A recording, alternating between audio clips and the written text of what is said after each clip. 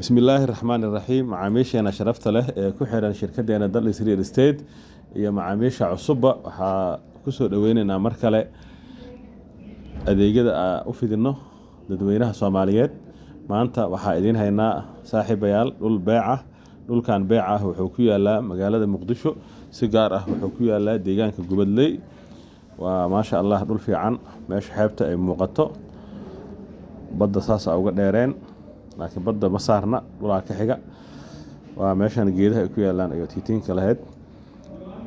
booskan cabirkiisa waa 20 lagu dhufto 15 ma sha Allah waa meel deegaan ah waxa loo yaqaanaa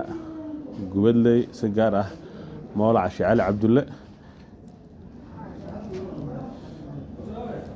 Mawlaca taa arki doontaan waa guriyahaas muuqda meeshan darbiga ahna waa dhul aad u weyn oo dhowr block ah waxa iska leh Cumar Tugumbe ninka aad taqaanaan marka soo dhawaada dhulkan wuxuu ka yahay jidka booska saddexaad waa Teersa dadka qaar sida u yaqaanaan qiimaha booskan waa 11,000 oo macal dalaal ah soo dhawaada ma sha Allah inaad ka faa'iideysan doontaan ayaa rajeynaa waa meel la degan yahay waxyaabaha ka dhisan u jeedaan